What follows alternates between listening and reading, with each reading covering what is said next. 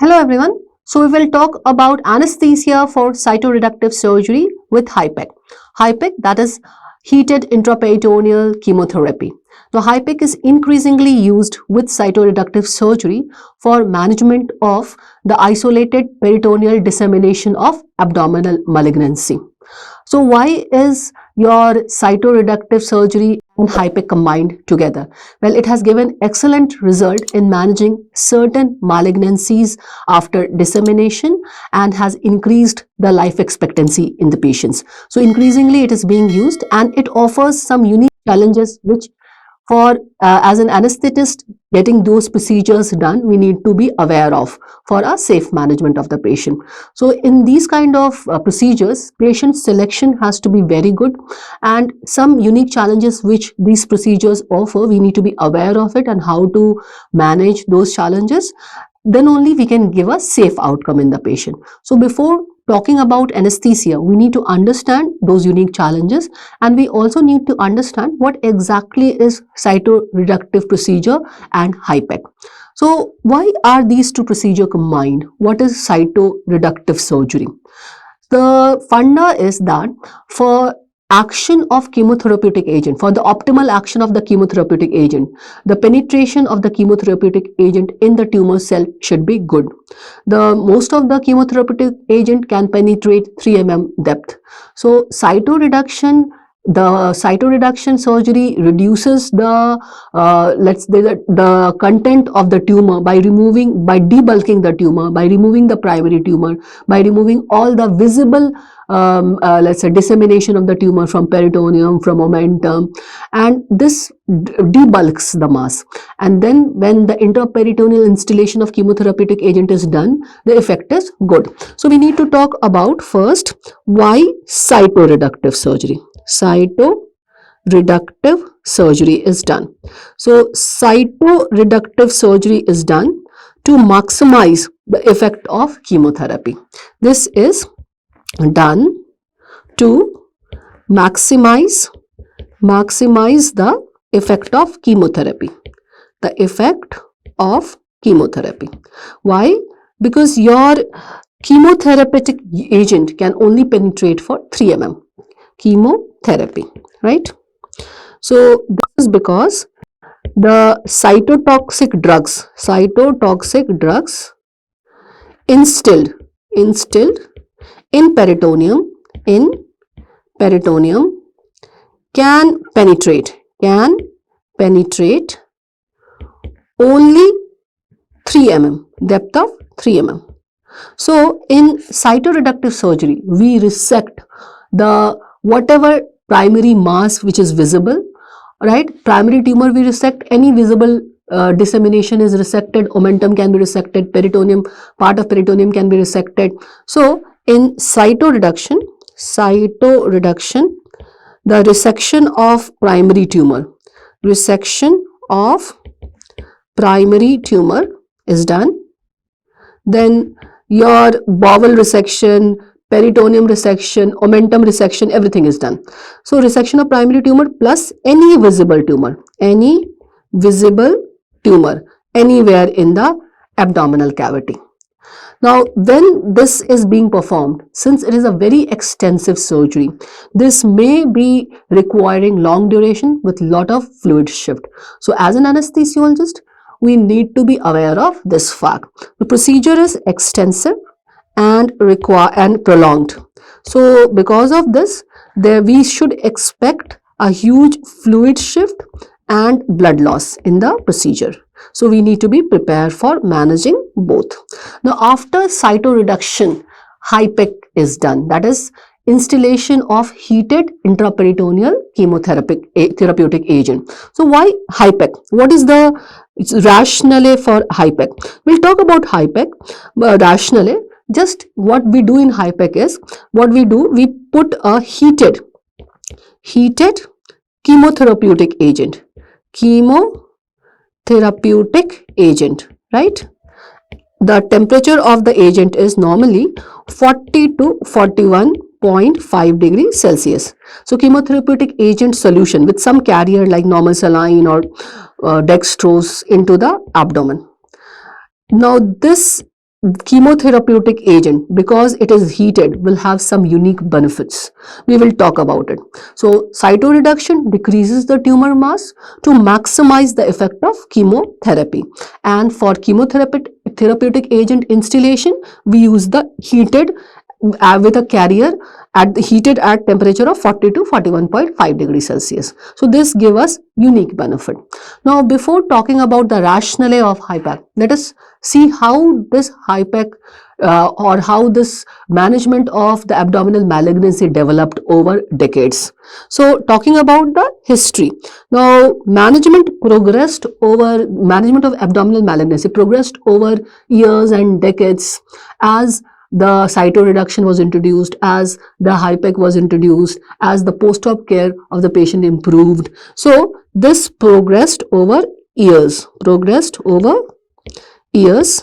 with management of malignancy being done with the abdominal malignancy. I'm talking about the cytoreductive surgery, HIPEC, and good post-op care. So the patient outcome and life expectancy after this increased. So what was the important timeline? Now in 1930, the first debulking of ovarian tumor with adjuvant chemotherapy or radiation therapy was described. Then after 3 decades, in 1960, improved survival in stage 4 ovarian carcinoma linked with aggressive cytoreductive surgery. So cytoreduction was first time introduced in 1960. In 1969, the success of aggressive regional therapy approach on patients with pseudomyxoma peritoneal. So local installation regional therapy was showed a very promising result. Then in 1977, delivery system with infusion filtration system designed for hyperthermic intracavitary perfusate. Reports of systemic thermotherapy reducing the tumor burden was reported. Then in 79, first patient was treated with hyperthermic thiotaper. So first time hyperthermic thiotaper for pseudomyxoma peritoneal. Then in 1980s, technique investigated for various GI malignancy, targeted chemotherapy developed, and initial trials on intraperitoneal chemotherapy versus intravenous chemotherapy was compared. Then 1990s, peritoneal cancer index was developed, peritonectomy formally described. And in 2000, the completeness of cytoreduction score was established, and which is used for measuring the extent of cytoreductive surgery was achieved. So gradually over the decades, the management of intra-abdominal malignancy improved with introduction of cytoreductive surgery and HIPEC. So what is the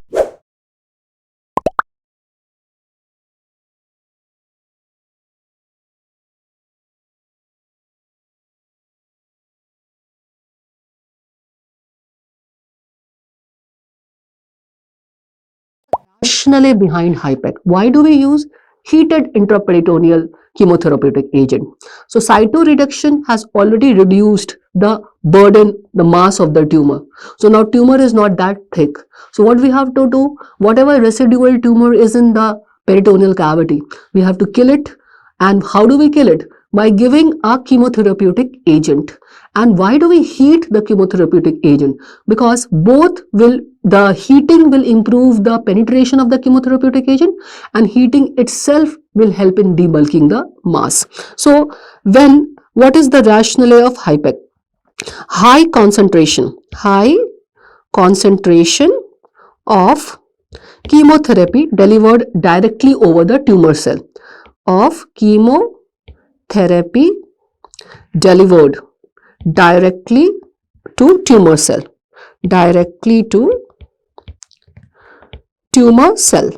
Now without relying on the blood supply. So it is not given IV, it is instilled directly over the tumor. So without relying on blood supply, right?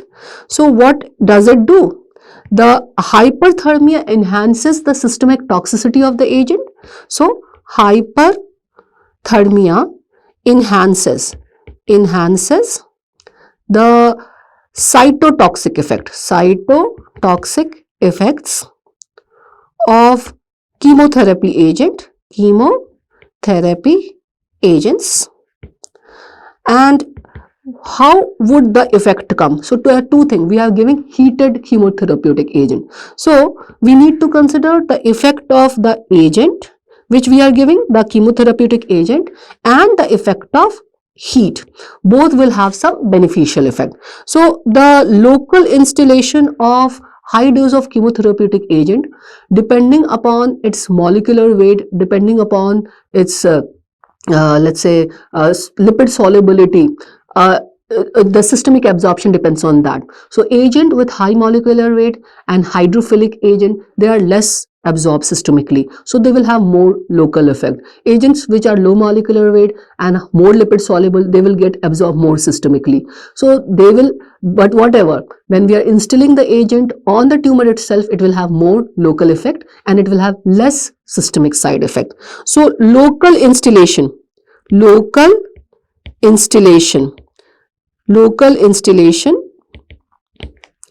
causes diffusion of chemotherapeutic agent into the tumor in maximum, right? Now drugs with high molecular weight, the drugs which are high molecular weight, which are hydrophilic, less soluble in the lipid, and which are more ionized, they will be less systemic absorbed. So less systemic absorption, there would be less systemic absorption, right? And the opposite would be for the drug with, let's say, low molecular weight, lipophilic, and less let's say less ionized, lipophilic and less ionized. So they will have more systemic absorption. So systemic absorption would differ according to the agent which we are using, and the common agents which are used are like your cisplatin, mitomycin, carboplatin. The platinum based compounds are very commonly used. So examples would be, let's say I would come on the examples would be your cisplatin, very commonly used for some tumors. Mitomycin, it would depend upon the sensitivity of the tumor cell to whichever chemotherapeutic agent. Then your carboplatin, the platinum based drugs are very commonly used. Doxorubicin, these are common ones which are used. So definitely the drug which are of high molecular weight, hydrophilic, more ionized, would have less systemic absorption but will have systemic absorption. So there would always be a risk of systemic absorption of these agents to some extent, but much less than when we are giving it systemically. Now why heated intraperitoneal installation? Why not simply giving the therapeutic agent? Now what does this heat do? Heat increases the tissue penetration. This increases tissue penetration and enhances the cytotoxicity of drug. Enhances cytotoxicity of the drug, right? Now the temperature between 39 to 43 degrees Celsius, they have a direct toxic effect on the tumor cell, has a direct toxic effect on tumor cells. Remember this. Okay, so this is how this is the rationale behind the treatment with HIPEC. Now what are the indications? This is mostly used for intra-abdominal malignancy. So indication of HIPEC and CRS is the peritoneal carcinomatosis from colorectal, appendicular, gastric, ovarian tumors, pseudomyxoma peritonei, it is used in pseudomyxoma peritonei, then peritoneal mesothelioma, then low volume peritoneal seeding from invasive GI tumors, perforated GI tumors or invading adjacent organs, gastrointestinal tumors with positive peritoneal cytology, treatment of rare tumors complicated by peritoneal diffusion, prophylactic procedure to prevent peritoneal metastatic disease in patient with a high risk of developing peritoneal metastasis, tumor with high risk of peritoneal dissemination, and palliation of malignant ascites. So mostly it is used in, mostly no, it is used for intra-abdominal malignancy with peritoneal seeding, peritoneal dissemination. Okay, now let us talk about how do we do the procedure, how the procedure is done. So definitely the procedure, first the cytoreduction would be done, and then the instillation of the heated chemotherapeutic agent will be done. So HIPEC can be performed. HIPEC can be performed after cytoreduction,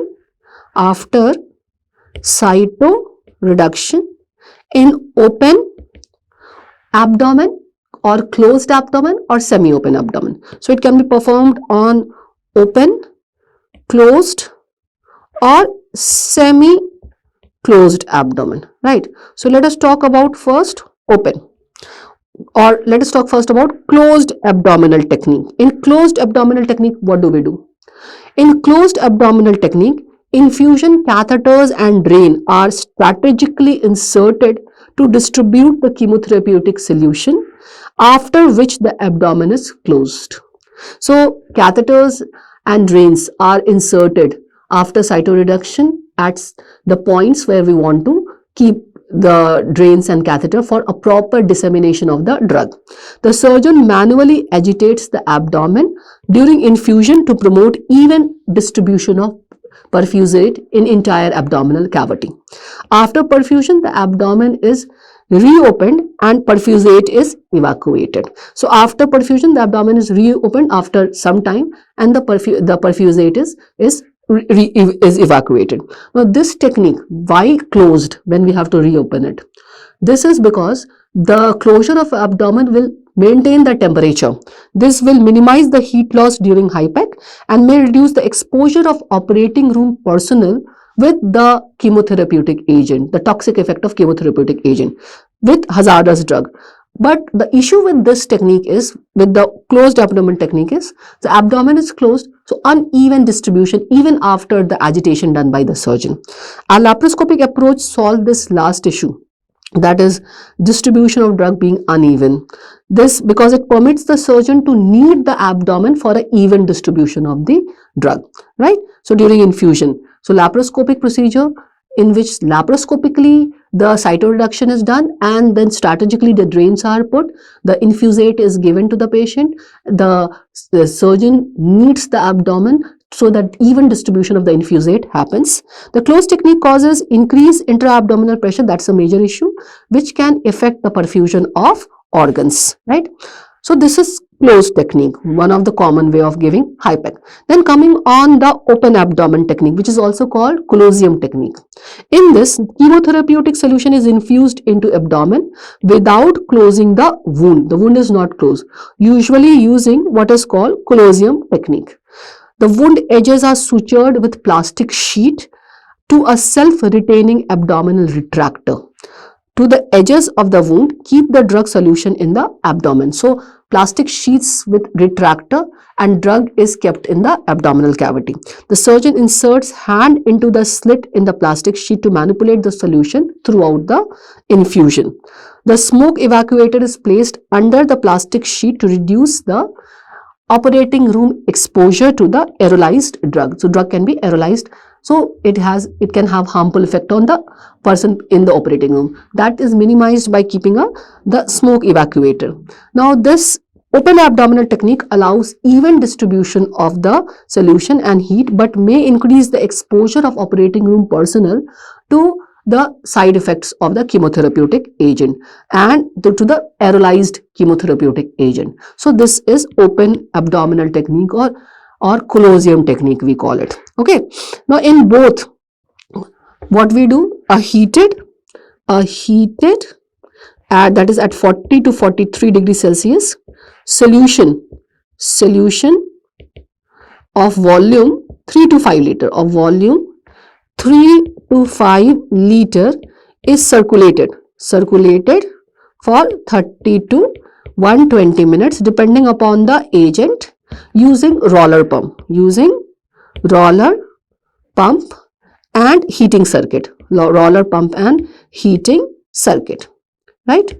Now, as an anesthesia clinician, we should be aware that what is the chemotherapeutic agent which has been used, what is the volume and rate of the infusate, how much the volume has been used, what is the rate of the infusate, and the type of chemotherapeutic agent which is being used, what is the toxic effect of that chemotherapeutic agent, and what is the carrier which has been used for carrying the chemotherapeutic agent. It is 3 to 5 liter of the volume. Now 3 to 5 liter, in this the carrier is being used to increase the volume of the agent, chemotherapeutic agent. So whether it is a normal saline, whether it is a dextrose, because complication of absorption of that drugs, let's say the carrier agent would also result in some complication, which we need to be aware of. If dextrose is being used, hyperglycemia can happen. If sodium chloride is being used, normal saline is being used, hypernatremia can happen. So we need to be aware what is the carrier being used, right?